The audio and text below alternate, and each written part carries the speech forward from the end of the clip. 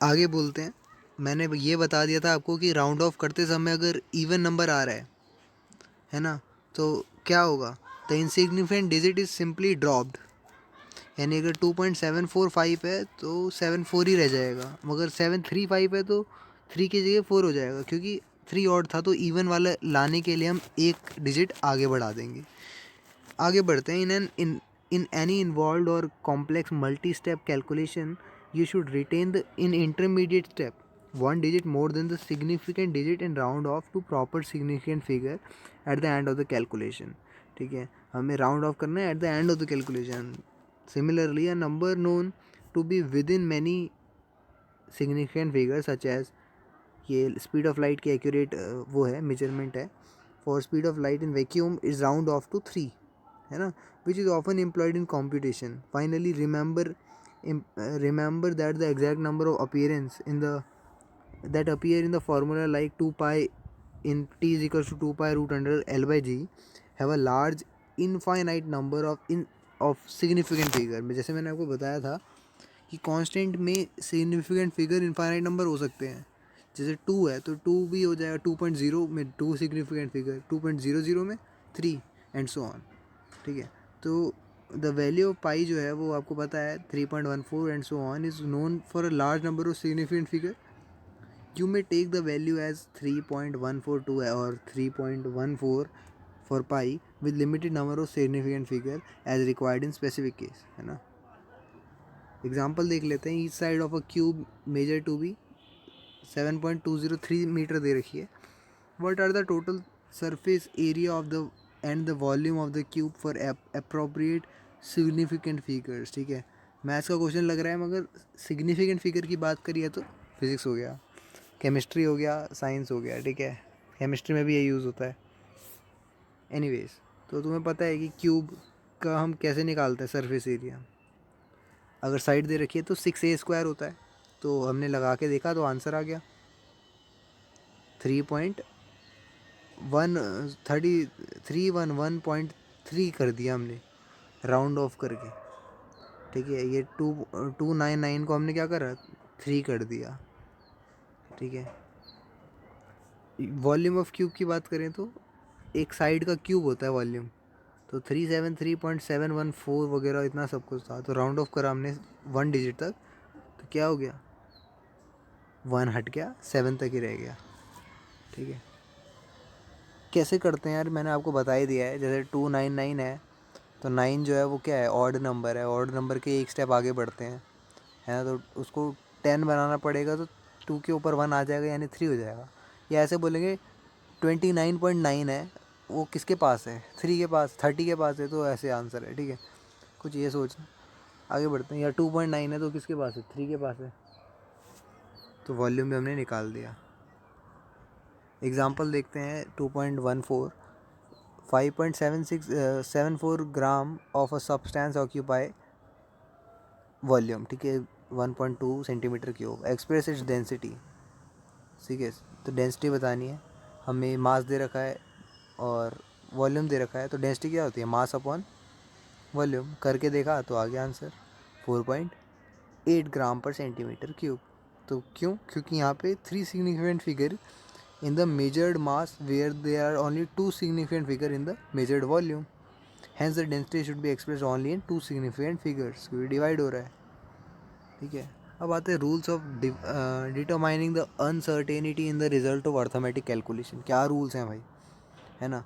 तो ये रूल्स हैं कि द अनसर्टेनिटी और errors in the number measured quantity in arithmetic operations can be understood for the following example. जैसे कि length and breadth of the thin rectangular sheet are measured using a metre scale. मान लो कि 16.2 centimetre है या 10.1 centimetre दे रखी है, दोनों length and breadth. So there are 3 significant figures in each measurement. It means that the length L may be written as plus minus 0.1, है ना, या प्लस माइनस 0.6%। तो सेंटीमीटर से परसेंट कर दिया। सिमिलरली ब्रेथ को हम ऐसे लिख सकते हैं, can be written as this. तो यहाँ पे 1% आ गया, then the error of the product of two or more experimental value using the combination of errors rule will be, अब L इंटू बी करेंगे एरिया निकालने के लिए, तो यहाँ पे इस तरह से आंसर आ जाएगा, ठीक है, 163.62 सेंटीमीटर स्क्वायर प्लस माइनस 0.6%, ठीक है। हमने एरर्स को ऐड कर दिया है ना, एरर्स क्या हो गए, 0.6 में 1 को ऐड करा तो 1.6% हो गया, और बाकी सेंटीमीटर का स्क्वायर हो गया जब हमने इन बाकियों को मल्टीप्लाई करा। तो this list use to code the final result as L B is equal to 164 plus minus 3 centimetre square, ठीक है। एक बात ध्यान देना, यहाँ मैंने L into B direct multiply नहीं करा है, ऊपर जो रूल बताया था जिस हिसाब से करना है वो लेके कर रहा है। Here 3 centimetre square is uncertainty और error in the estimation of area of rectangular sheet, ठीक है। तो राउंड ऑफ कर दिया, अब 163 को मैंने 4 कर दिया, ठीक है, क्योंकि 3.6 था तो 4 हो गया, और 2.6 को मैंने क्या करा, 3 कर दिया, तो यहाँ पे 3 सेंटीमीटर स्क्वायर का अनसर्टेनिटी आ गया। अगला है the if the set of experimental data is specified to n specific figures, a result obtained by combining the data will also be valid to n significant figure। तो अगर data जो है हमें subtract करना हो तो number significant figure can be reduce, है ना।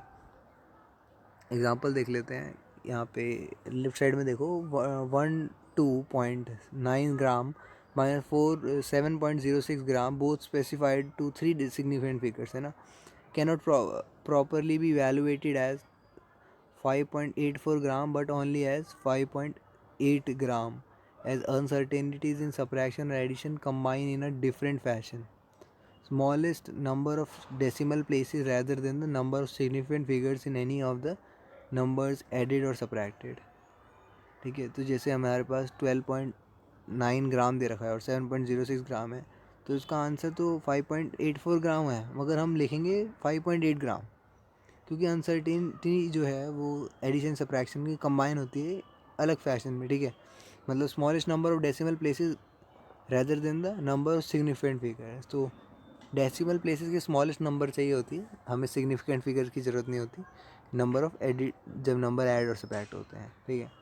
थर्ड पे आते हैं, the relative error of a value of number specified to significant figures depend only on n but also on the number itself।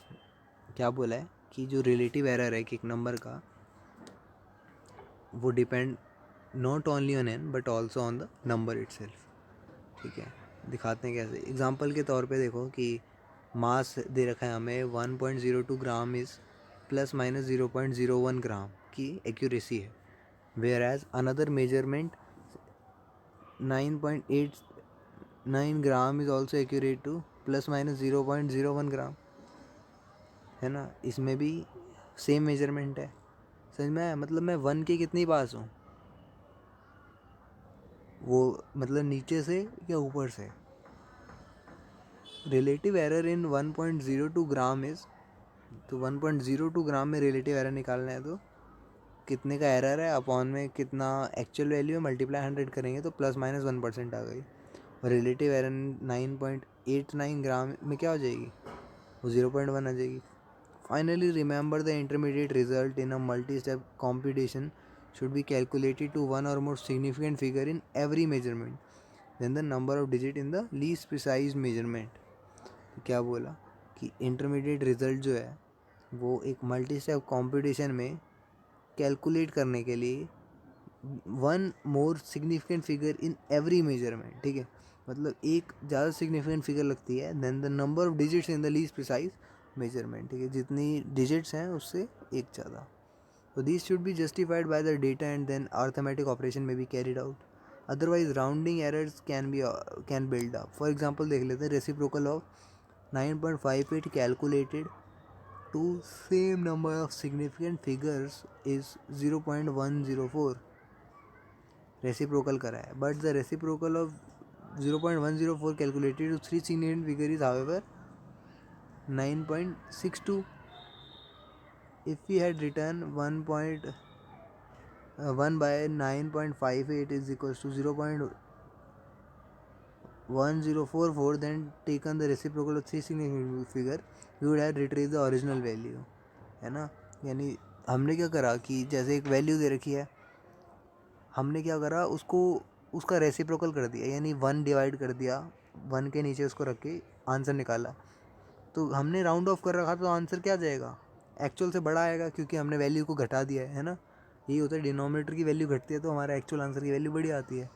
तो ऐसा करने से ये सारे एरर्स के या एक्चुअल वैल्यू से कितना फ्लक्चुएट हो रहा है वो सब पता चलता है। तो this example justify the idea to retain one more extra digit, ठीक है, in intermediate step of the complex multi step calculation in order to avoid additional error in the process of rounding off number. Physical quantities की dimension देखते हैं। The nature of physical quantity describe by dimension. All the physical quantities represented by a derived unit can be expressed in terms of some combination of 7 fundamental और basic quantities। यानी physical quantity है उसको अगर represent करना है derived unit की form में तो हम फंडामेंटल या बेसिक क्वांटिटीज़ का यूज़ करेंगे, है ना। डिराइव्ड यूनिट मैंने आपको बताया था ना, ये शायद फर्स्ट चैप्टर था या सॉरी यही चैप्टर है ना। हाँ, ये शायद पार्ट 8 है हमारा, पार्ट 7 तक मैंने बता दिया है, तो जाके देख लेना प्रीवियस वाली video. We shall call these base quantities और 7 dimensions of physical world which are denoted with square bracket, ठीक है। हाँ, तो ये देखो इस ऐसे डायमेंशन को दिखाते हैं। दस length has dimension L, mass M, time T, electric current A, thermodynamic temperature K, luminous intensity जो है वो CD है और अमाउंट ऑफ सब्सटेंस को मोल से। तो the dimensions of physical quantities are the powers or exponent to which the base quantity are raise to represent the quantity. तो कोई पूछेगा कि डायमेंशन क्या होता है एक फिजिकल क्वांटिटी का, तो वो पावर है या वो एक्सपोनेंट है to which the base quantity are raise to represent the quantity, ठीक है। जो बेस क्वांटिटी पे लगाया जाता है एक क्वांटिटी को रिप्रेजेंट करने के लिए, जैसे एरिया को रिप्रेजेंट करने के लिए पावर क्या लगाई जाएगी, 2 लगाई जाएगी, मान लो मीटर स्क्वायर। या वॉल्यूम को रिप्रेजेंट करने के लिए पावर 3 लगाई जाएगी, यानी मान लो सेंटीमीटर क्यूब या मिलीमीटर क्यूब, ऐसा कुछ, ठीक है। हमने यहाँ से पढ़ा था कि हाँ, we shall call this base quantity 7 dimension of physical world, है ना। तो हमने 7 डायमेंशंस के बारे में बात कर रखी है। Note that the using of square bracket around a quantity means that we are dealing with dimensions of the quantity. The mechanics, all the physical quantity can be written in terms of dimension, है ना। For example, the volume can occupy an object in expressed as the product of length, breadth and height। तो हम dimensions की बात कर रहे हैं, ध्यान देना। तो यहाँ पे हम जैसे वॉल्यूम निकालना है तो लेंथ ब्रेथ हाइट का ऐसा नहीं होगा LBH लिखेंगे, नहीं, यहाँ पे सब L ही आता है, ठीक है, क्योंकि सबकी डायमेंशन क्या है, लेंथ है। ब्रेथ भी क्या है, एक टाइप की लेंथ ही तो है, वो भी सेंटीमीटर में होगी। तो यहाँ पे L इंटू एल होगा, यानी L³ हो जाएगा, या 3 को अंदर ले लेंगे।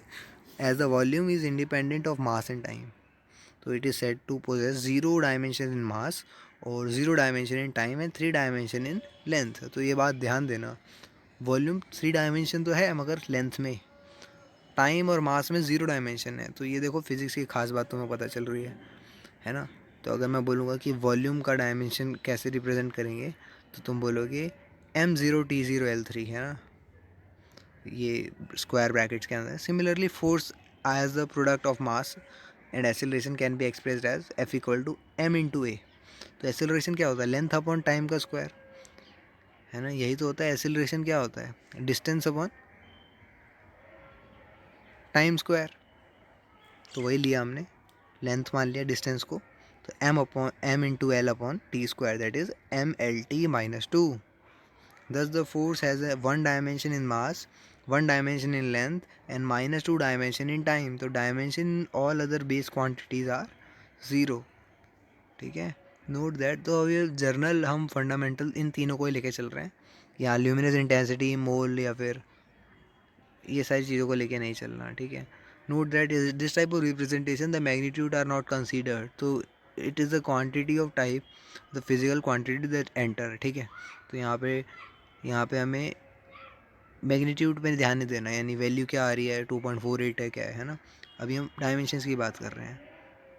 तो जब भी change in velocity, initial velocity, average velocity, final velocity, speed and all equivalent in this context में हम क्या लेंगे, वही सेम वैल्यू लेंगे। Since all these quantities can be express as length upon time, तो डायमेंशन क्या होगी, LT-1। समझ में आता है लेंथ क्यों बोल रहा हूँ मैं, ये डिस्टेंस अपॉन टाइम को मैं लेंथ अपॉन टाइम बोल रहा हूँ, बात तो वही है। यहाँ पे बात हो रही है यूनिट की, डायमेंशन की, ठीक है। तो अब तुम डिस्टेंस किस में, किलोमीटर में नापते हो, लेंथ भी किलोमीटर में होती है या मीटर में होती है, जो भी है। Dimension formula and dimension equations, तो यहाँ से पेपर में क्वेश्चंस आते हैं, तो ये चीज़ तुम्हें समझ में आ रही होगी धीरे धीरे। The expression which show how and which of the base quantity represent the dimensions of physical quantity is called dimensional formula of a given physical quantity. Example देख लेते हैं कि वॉल्यूम का डायमेंशन फार्मूला क्या था, m0l3t0, and the speed of velocity का भी बता दिया मैंने। तो क्या बोला इसमें कि डायमेंशनल फार्मूला होता है एक फिजिकल क्वांटिटी का, जिससे वो रिप्रेजेंट करते हैं how and which of the base quantity represent the dimensions of physical quantity, ठीक है। कौन डायमेंशंस बताती है,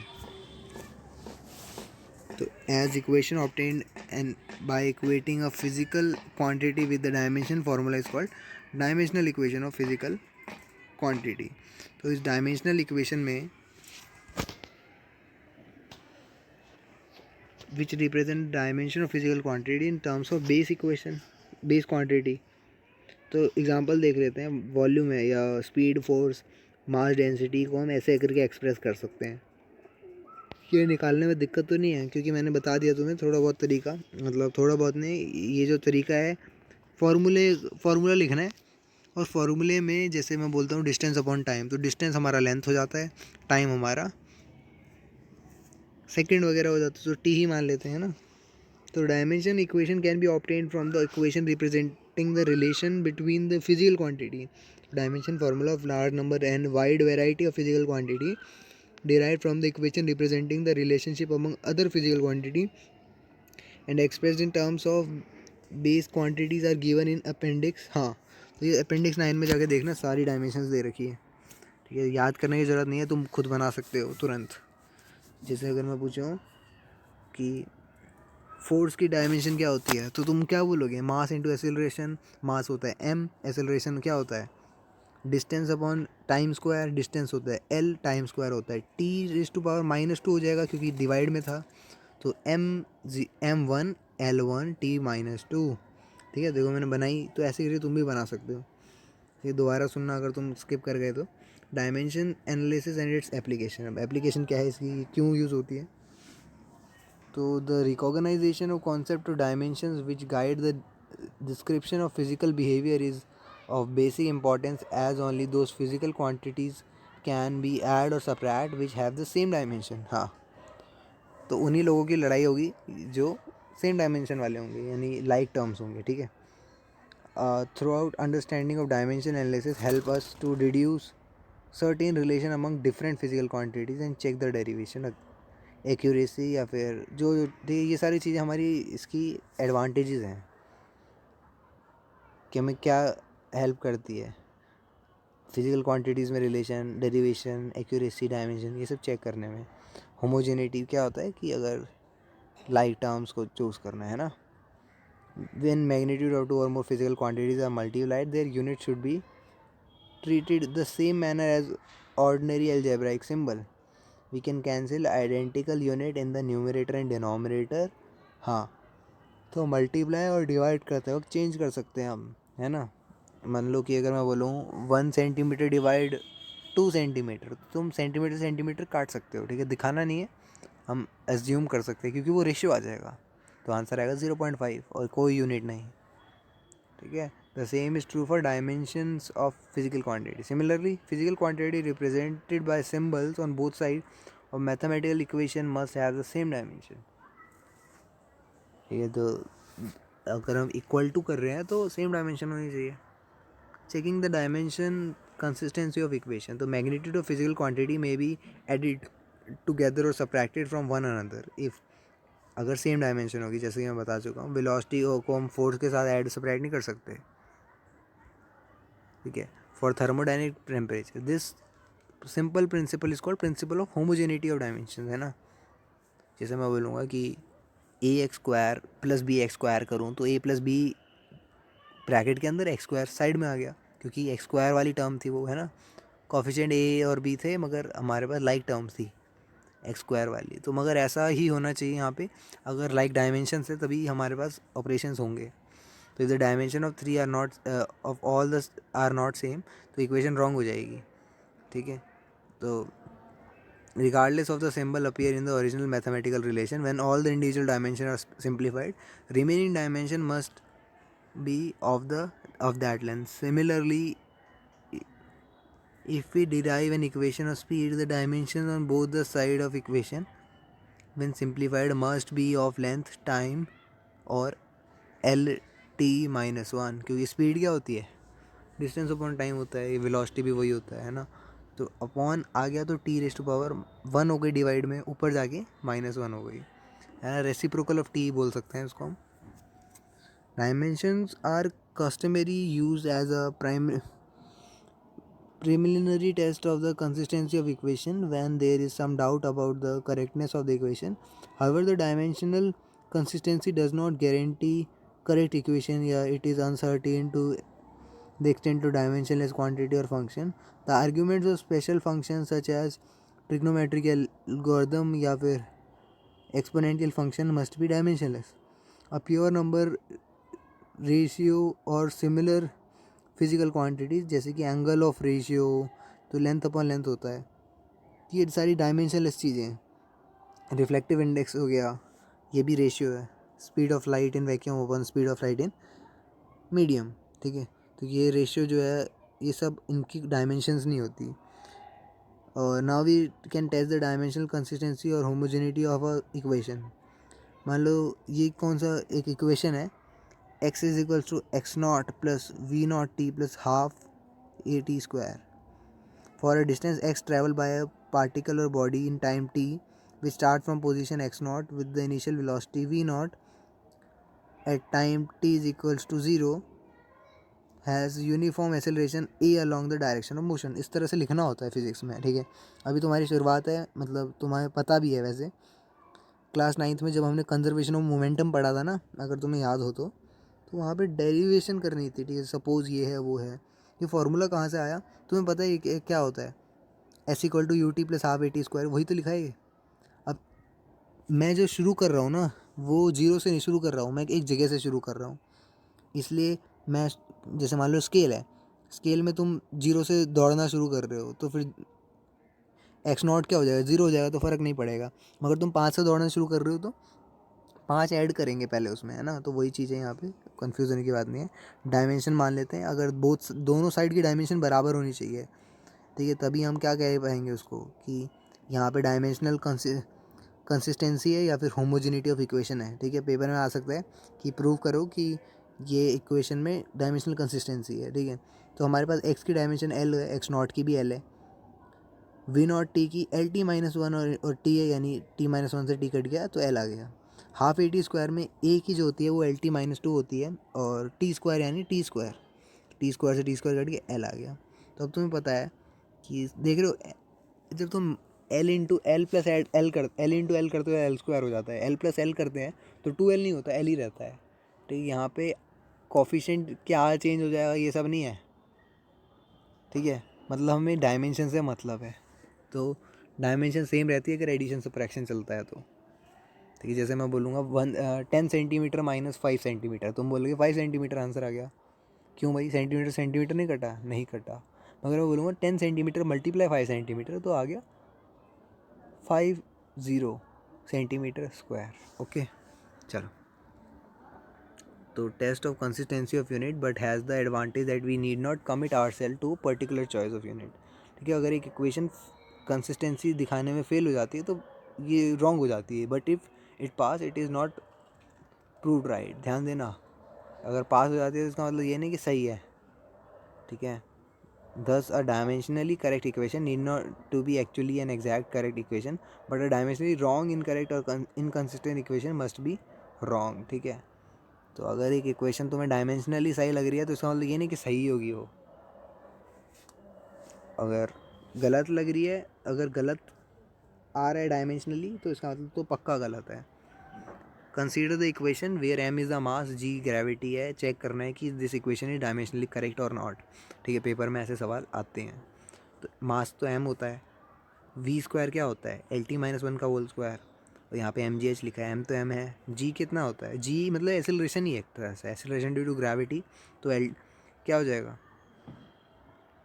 एल टी माइनस टू, है ना.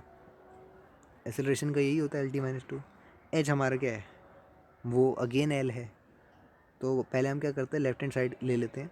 तो हमने देखा लेफ्ट हैंड साइड में हाफ एम वी स्क्वायर है, तो मास एम लिया, वी स्क्वायर को एल टी माइनस वन का होल स्क्वायर करा, तो L square T minus two हो गया. तो यहाँ पे सॉल्व करने पे M L two T minus two आ रहा है. अब राइट हैंड साइड पे देखते हैं, तो M L T minus two into L हो रहा है, क्योंकि हाइट हमारी एल में. टी माइनस टू क्यों बोल रहा हूँ मैं, क्योंकि एक्सेलरेशन ड्यू टू ग्रेविटी का फॉर्मूला क्या होता है हमारे पास, distance upon time square. Distance हमारा लेंथ है और टाइम स्क्वायर यहाँ आई टी स्क्वायर. तो T raised to power minus two हो जाएगी ऊपर लेंगे तो क्या हो गया, M L square T minus two. तो डायमेंशन जो है वो करेक्ट हो गई. ठीक है, अगला कहते हैं कि the SI unit of energy is joule. की एसआई यूनिट दे रखी है हमें, K G metre square plus centimetre square, K G metre square per centimetre square. That of speed v is meter per second and of acceleration a is meter per second square.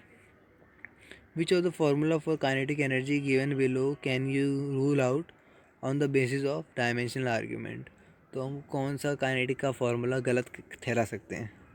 ठीक है, हमें basically यहाँ पे क्या बोला है, अच्छा question है ये, तुम्हारा नीट या जेई में भी आ सकता है. ऐसे क्वेश्चन आते हैं अगर इस चैप्टर से आता है जो भी क्वेश्चन. तो देखो यहाँ पे ऐसा यूनिट ऑफ एनर्जी दे रखी है जूल में. जूल होता है केजी मीटर स्क्वायर पर सेकंड स्क्वायर. और स्पीड ऑफ लाइट दे रखी है हमें मीटर पर सेकंड स्क्वायर, है ना. और एक्सेलरेशन मीटर पर सेकंड स्क्वायर. ये सारी चीज़ें होती हैं. तुम्हें नहीं आती है तो ये लिखा है, आती हैं तो बड़ी अच्छी बात है. So which of the following formula kinetic energy का given below can rule out on the basis of the dimension. तो every correct formula or equation must have the same dimension, है ना. तो ये कंडीशन होती है, अगर देखो सेम डायमेंशन है तो इसका मतलब करेक्ट है, मतलब सेम डायमेंशन है तो इसका मतलब डायमेंशनली करेक्ट है. ठीक है, ऐसा नहीं कि पूरा करेक्ट है ना. और नहीं है तो एकदम पक्का ही गलत है फिर इसका मतलब, तो पक्का ही गलत ढूंढ रहे हैं अभी हम. Also only quantity with the same physical dimension can be added और सब्ट्रैक्टेड. तो dimensions of a quantity on the right hand side are, right hand side में डायमेंशंस क्या क्या हैं, ए में क्या है, M square L cube T minus three, है ना. समझ में आ रहा है कैसे बन रहे हैं ये. तो इन सब की डायमेंशन निकाली. ठीक है, सभी ऑप्शंस की. For the quantity on the right side of E has no proper dimension since two quantity of different dimension have been added, है ना. अलग अलग डायमेंशन की क्वांटिटी ऐड हो रही है तो प्रॉपर डायमेंशन नहीं है. Since the kinetic energy has a dimension ml2t minus 2, तो formula A, C, E are ruled out. Note the dimensional argument cannot tell which of the two B and D is correct formula for this. One must turn to the actual definition. ठीक है, तो correct formula का तो पता नहीं लगा सकते हैं, मगर हमें कुछ आंसर्स पता चल गए कि ये हो सकता है. डिड्यूसिंग मतलब डायमेंशनली करेक्ट है. तो deducing relation among physical quantities. ठीक है, तो देखो the method of dimension can sometimes be use to deduce relation among the physical quantities. और रिलेशन निकालने के लिए हम उसका यूज़ कर सकते हैं. ठीक है, and consider a product type of dependence. Let us take the example. मान लो कि एक पेंडुलम है जिस having a bob attach to the string, वो जो ऑसिलेट कर रहा है under the action of force of gravity. Suppose करते हैं कि period of oscillation of simple pendulum जो है वो लेंथ पे डिपेंड कर रहा है, मास ऑफ बॉब पे डिपेंड कर रहा है, एक्सेलरेशन ऑफ ग्रेविटी पे डिपेंड कर रहा है. तो डिराइव कर the expression for its time period using method और डायमेंशन. तो हम क्या करेंगे, dependency of time period T on quantities l g and m as a product में बी रिटर्न एज. मान लेते हैं कि हम टाइम पीरियड को रिलेट कर रहे हैं. क्या कह रहे हैं यहाँ पे, सपोज करने period of oscillation of simple pendulum जो है लेंथ पे डिपेंड कर रहा है, मास पे डिपेंड कर रहे हो, ग्रेविटी पे डिपेंड कर रहा है। तो किन किन चीज़ों पे, एल जी एम, है ना, क्या बोल रहे, टाइम पीरियड यानी कैपिटल टी। तो हमें बताने, एक एक्सप्रेशन बतानी है जिससे कि डायमेंशनली करेक्ट हो जाए। ये ऐसे पेपर में आते ही आते हैं क्वेश्चन, ठीक है। या तो डायमेंशनली इक्वेट करने का आ जाएगा यानी होमोजेनिटी निकालने का आ जाएगा, या फिर हमें एक रिलेशन निकालने का आ जाएगा। तो के मान लेते हैं हम, एक कांस्टेंट ऐड हो रहा है, ठीक है, एक डायमेंशनलेस कांस्टेंट ऐड हो रहा है, मल्टीप्लाई हो रहा है बेसिकली, और एक्स वाई जेड जो है वो एक्सपोनेंट्स हैं एल के अकॉर्डिंग टू क्वेश्चन। तो by considering dimension of both side we have, तो L0 M0 T1 क्योंकि टाइम पीरियड टी होता है, और के हमने साइड रख रखा है अभी फ़िलहाल, है ना। फर्स्ट में L की पावर x है यानी लेंथ की x क्या होता है, L⁻x। सिमिलरली g जो है वो LT-2 होता है, तो उसकी पावर y हो जाएगा, तो L⁻y T⁻−2y। और सिमिलरली m के साथ भी यही करना है, m⁻z हो जाएगा। सॉल्व करना है तो इक्वेट करेंगे डायमेंशंस को बोथ साइड में, तो हमें x + y की वैल्यू 0 मिलेगी, -2y 1 मिलेगा और z 0 मिलेगा। तो इससे क्या पता चलता है, x y जो है वो हाफ हाफ आ गए और z 0 आ गया। तो t की वैल्यू क्या हो गई, k L⁻½ g⁻−½ तुम्हें कुछ याद आ रहा है, ये फार्मूला कैसा लग रहा है, t = k√√L/g। तो देखा आपने कि ये time period of oscillation of pendulum का भी हमने डायमेंशन से फार्मूला प्रूव कर दिया, ठीक है। अब हमें के की वैल्यू पता है, तुम्हें याद होगी 2π होती है ना, तो वो तो हमें पता है फार्मूले से, मगर यहाँ पे एक्चुअली में 2π होती है, तो हम के ही लिख सकते हैं क्योंकि यहाँ पे मैटर नहीं करता है, हमें बस पता है एक डायमेंशनलेस कांस्टेंट है जिसकी वैल्यू निकाली जा रही है। तो dimension analysis very useful in deducing relationship among independent physical quantities, however dimensionless constants can not be obtained by this matter, है ना। हमें ये नहीं पता चला के की वैल्यू पता चली क्या, नहीं पता चली, 2π कहाँ से आ गया। तो ये सारी चीज़ें जो है वो एक्चुअल फार्मूले से निकाली गई हैं, मगर हमें डायमेंशनली करेक्ट मिल गया, ठीक है। The method of dimension can only test the dimension validity but not the exact relationship between physical quantity in any equation. So it does not distinguish between the physical quantity having same dimension और number of exercises जो है इस chapter में दे रखी हैं वो हम करने वाले हैं, ठीक है। तो होप आपको ये चैप्टर समझ में आया होगा यार, और आशा करता हूँ तुम्हें साथ फॉलो कर रहे हो गया है। मैं 8वां लेक्चर है ये इस टॉपिक पे, तो रिलैक्स करते हैं यार, मतलब जो पढ़ा है उसको रिवाइज़ करना, तुम नेक्स्ट क्लास में करेंगे आगे, समरी या क्वेश्चन आंसर वगैरह देखेंगे, ठीक है। तो तुम्हारा होमवर्क ये हो जाएगा कि पहले तो रिवाइज़ करना है, आज ही आज कर लो क्योंकि तुमने पढ़ा है आज, और नेक्स्ट क्लास में थोड़ा टाइम लेके एक बार तुम क्वेश्चन आंसर पढ़ लेना जिससे कि मैं फटाफट समझा पाऊँ। मिलते हैं नेक्स्ट क्लास में, तब तक के लिए बाय।